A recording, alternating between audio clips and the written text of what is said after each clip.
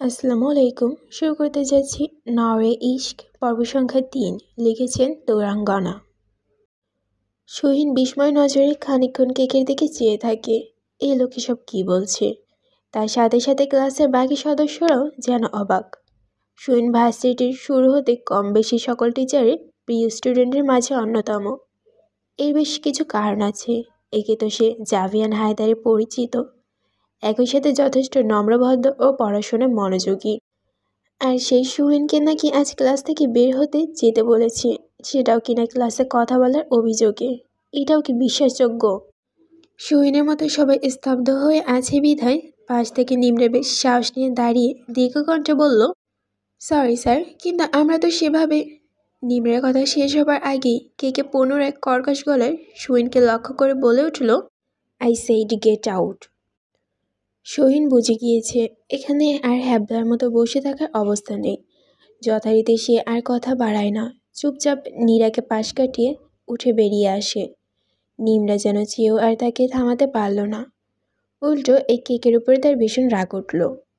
এদিকে শহীনকে বেরিয়ে আসতে দেখে কেকে পুনরায় নিজের মতো বইয়ের পাতায় নজর দেয়, সম্পূর্ণ নির্লিপ্ত এক ভঙ্গিতে। শহীনের আশেপাশে তাকানোর প্রয়োজন মনে করে না, দাঁতে দাঁত চেপে তীব্র বিরক্ত ক্ষোভ নিয়ে ক্লাসরুম থেকে বের হয়ে যায়। তার চলে যাওয়ার সকলে খানিকটা একে অপরের দিকে চাওয়াচাই করতে থাকে। তৎক্ষণাৎ কিকে পুনরায় নিজের গম্ভীর স্বরে বলে ওঠে, প্লিজ কিপ সাইলেন্ট। তার ভার্কি অভিব্যক্ত সবাই খানিকটা ধমকে যায়। প্রফেসর যেমন আশা করেছিল তার চেয়ে যেন বেশি গুণ বেশি কিছু পেয়ে গিয়েছে। তবে সুন্দর মানুষজনকে এমন রাগ টাকাটা মোটেও সুলক্ষণ নয়। প্রথম দিন স্টুডেন্টদের মাঝে খানিকটা ভয় ঢুকে যায়, না জানি আগামী দিনগুলো কপালে কী আছে। শহীন বাইরে এসে বারান্দার পাশে দাঁড়িয়ে থাকে। সবগুলো ক্লাস চলছে, আর সে এখানে এক অকর্মণ্য রূপে একা একা ঘুরঘুর করছে। এরই মধ্যে আচমকা বৃষ্টি দেখা পেয়ে সে আরও বেশি বিরক্ত হলো। বৃষ্টি তার প্রিয়, কিন্তু এমন অসময়ে বৃষ্টি দেখে সে মোটেও খুশি নয়। এমনিতে এখন প্রায় শীতের মৌসুম চলছে। তার এই আনমনা সময়টুকুর মাঝে আচমকা তার কাছে ভার্সিটির প্রিন্সিপাল তথা নেয়াজ সাহেব দেখা দিলেন। সুইনকে তিনি খুব ভালো মতোই চেনে, কিন্তু হঠাৎ তাকে এখানে দেখে সে বেশ অবাক হলো। সুহিন, তুমি ক্লাসে না গিয়ে এখানে কি করছো? ফর্মাল পোশাক পরিহিত বয়স্ক ব্যক্তিটিকে দেখে পেয়ে সুহিন তৎক্ষণাৎ যথেষ্ট বিনিময় হয়ে বলল, আসসালামু আলাইকুম স্যার। ওয়ালাইকুম আসসালাম, কিন্তু তুমি এখানে? আসলে প্রফেসর ক্লাস থেকে বের হয়ে আসতে বলেছে। তার কথা শুনে নেওয়াজ বেশ অবাক হলো। সে ভ্রুকুটি করে সুহিনকে নুইয়ে রাখা মুখটার দিকে খানিকক্ষণ তাকিয়ে থেকে বলল, তোমার ক্লাসরুমে তো এখন কে কে ক্লাস নিচ্ছে, তাই না? সে কি তবে? নেওয়াজের সন্ধিহান কণ্ঠস্বর। সুহিন আলতোভাবে মাথা ঝাঁকালো। বিষয়টা বুঝতে পেরে নেওয়াজ ভারী স্বরে ফেললে বলে উঠল, আমি কি কিছু বলবো? সুহিন মাথা তুলে তার দিকে তাকায়। তার স্তব্ধ চাহনি নেওয়াজ কি বোঝে কে জানে। তৎক্ষণাৎ সে তার উদ্দেশ্যে মৃদু হেসে বলল, আচ্ছা বাদ দাও, একটা ক্লাস মিস গেলে কিছু হবে না। তুমি না হয় পরের ক্লাসগুলো করে নিও। এখন আপাতত আমার সাথে চলো।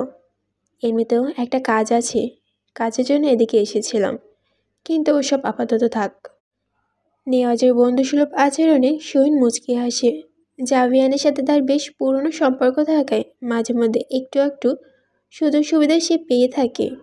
সুহিনও আর কোনো আপত্তি না করে তার সাথে সাথে এগিয়ে যায়। একই সাথে ক্লাসরুমে অতিক্রম করতে গিয়ে এক পলক আর চোখে কেকের দিকে তাকিয়ে দাঁতে দাঁত চেপে আওড়ায় কাদের কাউয়া। ভার্সিটি শেষ। সুহিন নিমরার জন্য অপেক্ষা করেছে। মাঝে মধ্যে জাভিয়ান বাড়ি থেকে তার জন্য গাড়ি পাঠিয়ে দিলেও বেশিরভাগ সময় সে নিমরার সাথে রিক্সা করে বাড়ি ফেরে। এদিকে নিমরা হঠাৎ ক্যান্টিন থেকে আইসক্রিম আনতে গিয়েছে। কোথায় গায়েব হয়েছে কে জানে। যদিও এই ঠান্ডা আবহাওয়ায় আইসক্রিম খাওয়ার বায়নাটা সেই ধরেছিল। তবে সকালে সেসব ঘটনার পর তার মেজাজ বেশ তুঙ্গে। এমনিতে চুপচাপ স্বভাবের মেয়ে হলেও মাঝে মধ্যে রাগে ফেটে পড়ে। তাকে দমানোর সাধ্য ওই সময় খুব কম মানুষেরই আছে, যে কারণে সে ইচ্ছা করেও রাগ বিষয়টা তেমন পছন্দ করে না। কিন্তু এখন সব মিলিয়ে সে বিরক্ত। সবাই যে যার মতো ভার্সিটি ছাড়ছে, অথচ এদিকে গেটের কোণে হ্যাবলার মতো দাঁড়িয়ে আছে সে। এরই মধ্যে আচমকা কোথা থেকে যেন তারই এক ক্লাসমেট এসে তার সামনে হাজির হলো, পরনে ওয়েস্টার্ন টপস আর জিন্স। সুইন এই মেয়েকে ভালো মতোই চেনে, নামটা হয়তো জোয়া।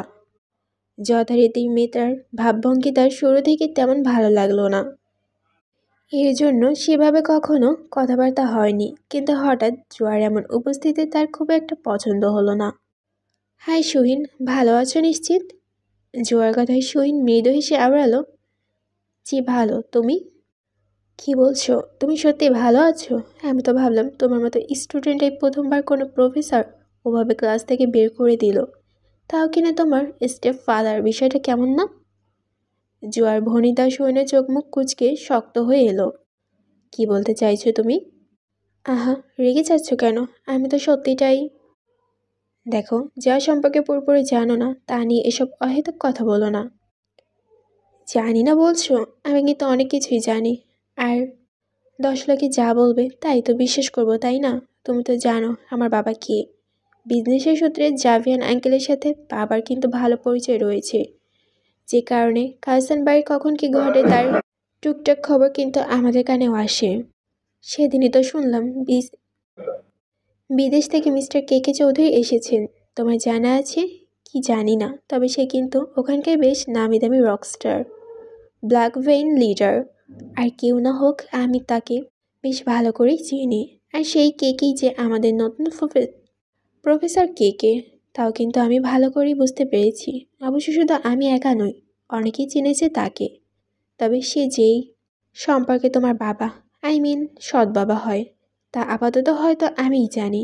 আর হ্যাঁ, তুমি চিন্তা করো না, তুমি না চাইলেও এসব অতীতের কথা আমি কাউকে বলবো না। হয়েছে, তোমার বলা শেষ। এবার চুপচাপ আমার চোখের সামনে থেকে সরে যাও। সোহিনের ভারিক্তি অভিব্যক্তকে জোয়া তাচ্ছিল্য করে বলল, হুমকি দিচ্ছ? তাও আমাকে? একবার যদি পুরনো বিষয়গুলো ঘেঁটে ভার্সিটিতে ছড়িয়ে দিই, তখন সামলাতে পারবে তো? অতীত পুরো পুরনো হয়েছে তো কি হয়েছে, সত্য কি কখনো চাপা থাকে মাই ডিয়ার? কি সত্য? কি জানো তুমি? হয়তো কি এইসব নোংরামো বাদ দাও। আরে বাহ, তোমার মায়ের স্বামী মরতে না মরতেই নোংরামি করলো, আর এখন আমি বললেই? সোহিন জোয়ার কথাটুকু শেষ হতে দেয় না, আচমকিক চর বসিয়ে দেয় জোয়ার গালে। তার চোখ জোড়া ভিজে উঠেছে, একই সাথে ক্রোধে লাল হয়ে গিয়েছে। এদিকটা মানুষ তেমন না থাকায় বিষয়টা কারোর নজরে পড়ল না। তবে জোয়া বিস্ময় স্তব্ধ। সে কীর্তজাহানি সুইনের দিকে তাকিয়ে তাতে দাঁত চিপে আওড়ালো, তোমার সাহস কী করে হয় আমায় চড় মারার? সত্যি বললে গায়ে লাগে। আবার মানুষের বাড়িতে বছর পর বছর আশ্রিতা হয়ে থেকো, এমন তেজ দেখাতে লজ্জা লাগছে না? এই বলতে না বলতেই জোয়া আচমকা নিজের হাত তুলে সুইনকে চড় মারতে নেবে। তৎক্ষণাৎ সুইন তার হাতটা শক্তভাবে চেপে আটকে ধরল এবং তীব্র ক্রোধে তাতে দাঁত চেপে বলতে লাগলো, ডোন্ট ক্রস ইউর লিমিট জোয়া। তোমার সাহস কী করা হয় আমার মৃতমাকে নিয়ে এসব কথাবার্তা বলার? যার সম্পর্কে সঠিকভাবে কিছু জানো না তা নিয়ে কখনো কথা বলতে আসবে না। আরেকবার এমন নোংরা কথা বলতে দেখলে আমার যে খারাপ আর কেউ হবে না। সোহিন এই বলে তার হাতটা ছেড়ে দেয়, একই সাথে আশঙ্কিক নিঃশব্দে কেঁদে ফেলে। আর এক মুহূর্তে এখানে থাকার ইচ্ছে নেই। তবে চলে আসার পূর্বে সে জোয়ার দিকে ফিরে পুনরায় ক্ষিপ্ত স্বরে বলে ওঠে, চটটার জন্য মোটেও দুঃখিত নই, ওটা তোমার প্রাপ্য। সোহিন মাথা নুইয়ে গেটে পেরিয়ে সোজা রিকশায় চড়ে বসে। অন্যদিকে জোয়া পেছনে হতে তার দিকে চেয়ে আক্রোশের সাথে বিদ্যুৎ স্বরূপ তীর্যক হেসে আওড়ায়, যা শুনেছি তাই দেখি সত্যি, মামি দুইটাই নষ্ট। রাত নেমেছে, সোহিন নিজের কক্ষে বারান্দায় নিজেকে গুটিয়ে বসে আছে, অনবরত নিঃশব্দে চোখে জল ফেলছে। চশমাটা ফ্লোরের একপাশে পড়ে আছে, চুলগুলো সব এলোমেলো। অন্যদিকে খাঁচায় বন্দি মাফিন নিজের মতো এটা সেটা কামড়ে খেলাধুলা করছে, যেন সুহিনের সঙ্গ দেওয়ার মতো এখন আর কেউ নেই। সুহিন কাঁদতে কাঁদতে ফুপিয়ে ওঠে। ভার্সিটি থেকে ফেরার পর থেকেই নিচে যায়নি, তাকে বিরক্ত করবা কিংবা খোঁজ নেওয়ার মতো কেউ আসেনি। এটাই বাস্তবতা, এবং এতে সে সম্পূর্ণ অভ্যস্ত। কিন্তু তার খারাপ লাগা কিংবা কষ্ট সবটাই পেছনে আজ ভিন্ন একটা কারণ জড়িত। সুইন ভেজা সিক্ত ঝাপসা চোখে চাঁদের দিকে তাকায়। চশমা ছাড়া তার সব কিছু পরিষ্কার দেখতে খানিকটা সমস্যা হলেও অতিরিক্ত কান্নার চোখে সম্পূর্ণ চারটাই যেন এখন ঘোলাটে দেখছে। ওরা সবাই মিথ্যা বলছে, আর কেউ না জানুক আমি তো জানি তুমি কোনো নোংরামি কাজ করনি। আমার মা কখনোই খারাপ হতে পারে না। সবটা তো মিথ্যা অপবাদ। ওরা শুধু শুধু তোমার নামে মিথ্যা অপবাদ ছড়িয়েছে। ওরা সবাই খারাপ, ওরা অনেক খারাপ, অনেক অনেক। সোহিন এই কথা বলতে না বলতেই দু হাতে মুখ গুজে আবার কাঁদতে শুরু করে। প্রায় আরও বেশ খানিকক্ষণ এইভাবে অতিবাহিত হওয়ার পর হঠাৎ তার কিছু একটা মনে পড়ল। তৎক্ষণাৎ আশেপাশে ফিরে নিজের ফোনটা খুঁজতে থাকে। ভার্সিটি থেকে ফেরার পর সেটা কোথায় ফেলে রেখেছে কিন্তু আর খেয়ালই নেই। যথারীতি সে নিজের কোনো মতে সামলে নিয়ে চশমাটা তুলে চোখে পড়ে নেয় এবং রুমের ভেতরে গিয়ে ফোনটা খুঁজে বের করে। প্রথমে নজর পড়ে দানিয়ালের নামটা। ফোনের উপরে জলজল করতে ভাসছে আরহাম ভাই। এতবার তাকে ফোন করতে দেখে সে খানিকটা অবাক হলো। এরই মধ্যে কলটা ভাইব্রেট হতে হতে কেটে গেল। সোহিন দ্রুত নোটিফিকেশন চেক করতে দেখল কম করে হলেও সারাদিন শখানেকের বেশি ফোন দিয়েছে দানিয়াল নিজে, সাথে নিমরা তো আছেই। অথচ ফোন ভাইব্রেট করে রাখার জন্য সে কিছুই টের পায়নি। তার এমন হতভম্ব পরিস্থিতির মাঝে ফোনটা আবার বেজে ওঠে। সোহিন দেরি না করে দ্রুত কলটা রিসিভ করে। কি হয়েছে তোমার? কোথায় তুমি? তুমি কি তোমার বাড়িতে নেই? ভার্সিটি থেকে কোথায় গিয়েছিলে? যেখানে যাও না কেন ফোনটা কেন সাথে রাখো না বলো তো? জানো সারাটা দিন ফোন করতে করতে আমি তোমাকে কত খুঁজেছি। এই টেনশনে আমার কী হাল হয়েছে। এত কেন খামখেয়ালি তুমি? এসব তোমার কেমন বাজে স্বভাব বউ পাখি? দানিয়েলের কণ্ঠস্বর তীব্র অস্থিরতা আহ্বান। একই সাথে তার এমন প্রশ্নবিদ্ধ অভিব্যক্ত শুয়ে না চাইতেও শুরুতে খানিকটা ভরকে গেল। নতুন করে আর কাঁদারবার সুযোগ কোথায় পেল? এদিকে সুহিন কিছু বলতে না বিধায় দানিয়াল পুনরায় ভাইকে স্বরে বলে উঠল, কি হলো, কথা বলছো না কেন? সুহিন থমকায়, খানিকটা ভারী শ্বাস টেনে নিয়ে নিজেকে স্বাভাবিক করে বলল, I am sorry, phone vibrate করা ছিল, খেয়াল করিনি। সোহিন, আর কত খামখেয়ালি করবে তুমি মেয়ে? দানিয়াল হতাশা নিমজ্জিত হয়ে ভারী ফেলল তার শ্বাস। এই মেয়ে একদিন তাকে এভাবেই মেরে ফেলবে। সে কিছু বলতে না দেখে সোহিন খানিকটা ইতস্তত স্বরে আওড়ালো, ভাইয়া বলেছিলাম। ভাইয়া ভাইয়া না করে নিচে আসো। হঠাৎ দানিয়ালের দীর্ঘ অভিব্যক্ত সোহিন খানিকটা অবাক হয়। মানে নিচে কোথায়? আমি তোমার বাড়ির সামনে দাঁড়িয়ে আছি, নিচে আসো দ্রুত, বেশি দেরি করতে পারবো না। তার এহেন কথায় সোহিন প্রচণ্ড অবাক হয়। এত রাতে দানিয়াল কেন এখানে? সে ছুটে বারান্দায় গিয়ে দেখে সত্যি সত্যি ল্যাম্পপোস্টের আলোকে বাইক নিয়ে দাঁড়িয়ে থাকা এক ব্যক্তি দেখা মিলছে। এদিকে দানিয়াল আবারও নীরব স্বরে আওড়ায়, আসবে নাকি তুমি আবারও আমাকে পাগল করবে? না না, আমি আসছি। সোহিন এই বলে ফোনটা কেটে ফেলে রুমে থেকে বেরিয়ে যায়। এই সময় বাড়ির ভেতরে বেশিরভাগ মানুষই হয়তো ঘুমে আচ্ছন্ন। বাদবাকি গার্ডে জেগে থাকলেও অবশ্য কোনো সমস্যা নেই। সকলে সোহিনকে বেশ ভালোভাবেই জানে। সেক্ষেত্রে এত রাতে সে বাড়ির বাইরে গেলেও বিষয়টা দৃষ্টিকটু করার মতো তেমন কেউ নেই। ফলে সোহিন খুব সহজেই সোজা বাড়ির বাইরে গিয়ে মেন গেটের পার করে দেখল দানিয়াল চিন্তিত মুখ দাঁড়িয়ে আছে, যা তাকে দেখা মাত্রই বিস্তীর্ণ হাসিতে প্রসারিত হয়।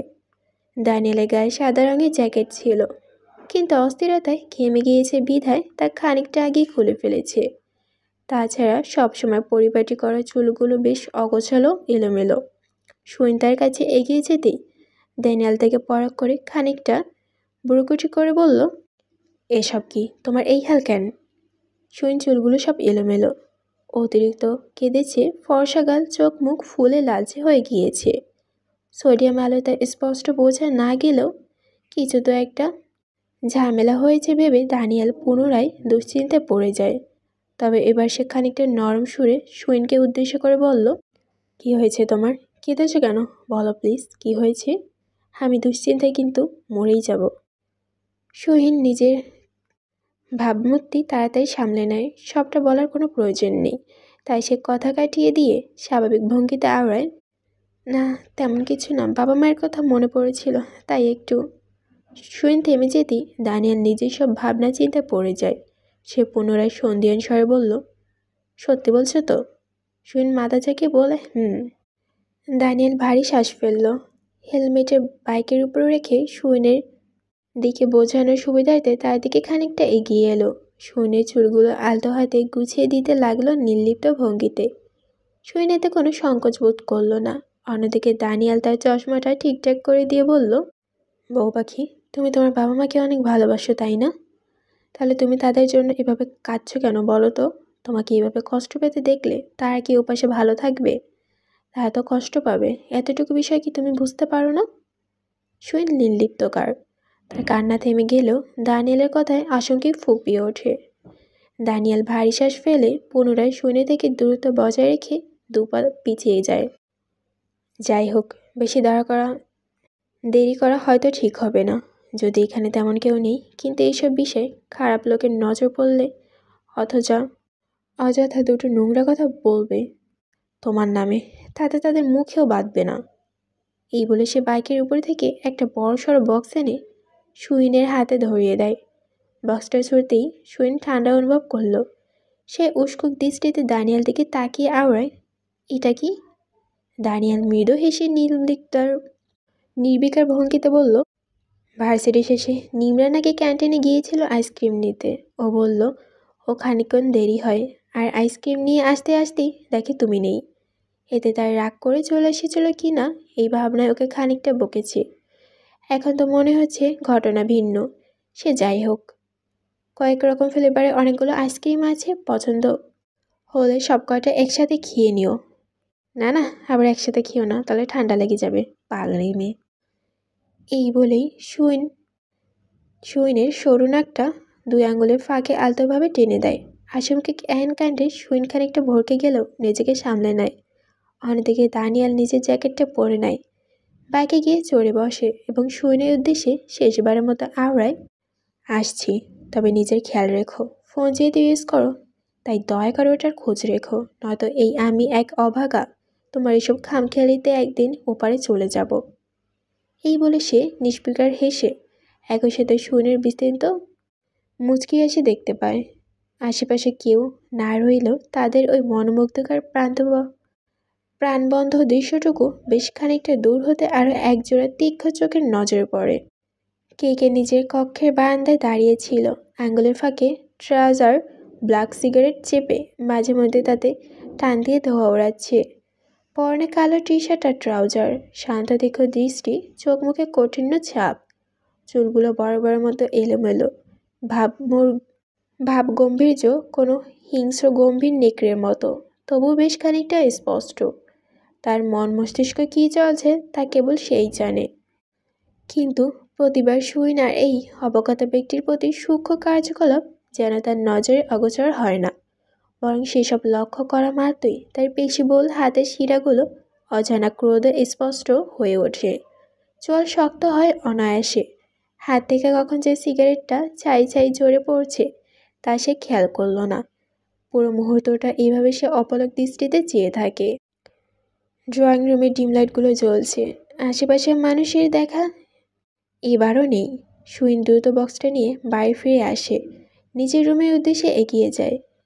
সারাদিন খাওয়াখাওয়ি করেনি, এখন রুমে গিয়ে আগে বসে বসে আইসক্রিম খাবে, তারপর আবার নিচে নেমে এসে ফ্রিজে রেখে দেবে এগুলো। যথারীতি এমন ভাবনা সে অনায়াসে সিঁড়ি বেয়ে উঠতে লাগলো। এর মধ্যে আচমকা কার অবাক তার নজরে এলো। সে মুখ তুলে খেয়াল করে দেখে কে দোতলার সিঁড়ির রেলিংয়ে ঠেস দিয়ে দাঁড়িয়ে সিগারেট টেনে ধোয়া ওড়াচ্ছে, ভাবভঙ্গি সম্পূর্ণ নির্লিপ্ত। দৃষ্টিটাও হয়তো দূরে দেওয়ালের ঝুলিয়ে রাখা পেন্টিংগুলোর মাঝে। সুইন শুরুতে তাকে এই মুহূর্তে দেখে ঘাবড়ে গেলেও সবটা লক্ষ্য করে নিজেকে স্বাভাবিক রাখলো। সে আর এক মুহূর্ত সময় নষ্ট না করে পুনরায় সিঁড়ি বেয়ে উঠতে লাগলো এবং একটা সময় পর দোতলা এসে যেন কে পাশ কাটিয়ে পা বাড়ায়। অমনি আচমকা এক শক্তপোক্ত হাত তার পেশিবহুল আটকে দেয়। 2 আঙ্গুলের ফাঁকে জ্বলন্ত সিগারেট ধরা হাতেই সে সুইনের বাহু শক্তভাবে চেপে ধরছে, ফলে নিমিষে সে জ্বলন্ত অংশটুকু স্পর্শ সুইনের কোমল ত্বকে যেন ঝলসে যায়। সে ব্যথায় কুকুরে গিয়ে খানিকটা নড়ে উঠলেও কে তার টের পেলেও সম্পূর্ণ নির্লিপ্ত রয়। সুইনের চোখে জলে ভিজে ওঠে। সে বিস্ময় চাহনি মুখের পাশে ফিরিয়ে কেকের দিকে আর চোখে তাকায়।